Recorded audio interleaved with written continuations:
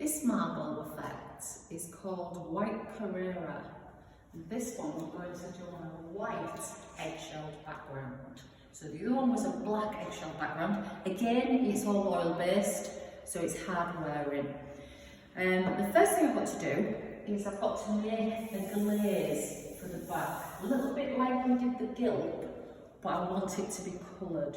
But just before we go on to that, these are a few examples of white Carrera marble.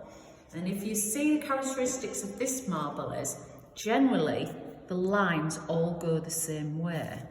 This one, again, white Carrera, but they're going the similar way. But quite often as well, you get a little bit of a diamond. But you don't get the pockets and they don't go off at different angles like the vert de mer. So it's quite a straight one, but not to the point where it's totally straight and vertical. There's got to be a little bit of movement because, as I say, it's a natural mineral again. So what I'm starting off here with is some white undercoat, and that's going to be the base of my glaze. I'm going to add to that a little bit of linseed oil. And if you remember, the reason I use linseed oil on any surface is to extend working time. So I want it to be nice and thin. I just want it to be a glaze. I don't want it to be a paint. And I want it to have a long open time. Like that. And then just to thin it down, I'm just going to put a little bit of white spirit. Pour a bit in the cap and then I can judge it better. So just a little bit of white spirit just to loosen it up so it's a nice thin glaze. You can make this one yourself. You don't have to, it's not like the gilp. You can make this one. Okay, so I've got a nice thin white glaze. Don't have to add dryers.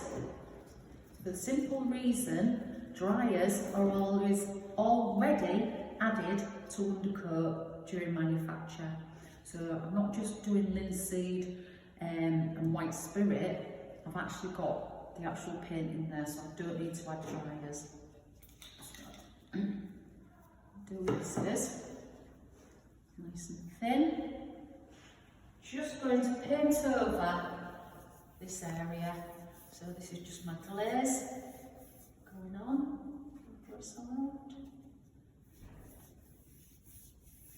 And I haven't masked this one off because it still needs glossing. So the other one I masked off. I masked off the vert de mer because the circle, this here, the moulding, was glossed, but this one isn't. So I'm not too worried because it still needs glossing. So apply it all over, take bristles out as usual. Make sure you're checking in the light. Covering all the area. If you're doing this on your flush doors, you can apply this via roller. You don't have to do it via brush. You can do this bit with a flock roller. And if it does have bubbles in it, you can lay it off afterwards. But because I'm doing just a small circle,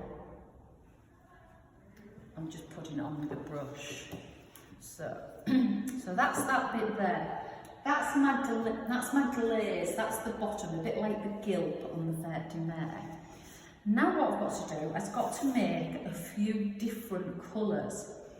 And what I'm going to do is I'm going to cloud this. I'm going to do a clouding effect. I'm going to do 60% grey, and that is like a glaze. I'm still going to use that as my base. 30% blue and 10% yellow ochre. And the reason I'm going to do that is because if you look closely at, say, this marble here, it's got little yellow tones in it and it's got very slight blue tones. You can't see the blue so much in this one, but they're all slightly different. So I'm going to add a little bit of yellow and a little bit of blue. Okay, but I'm going to start off with a grey.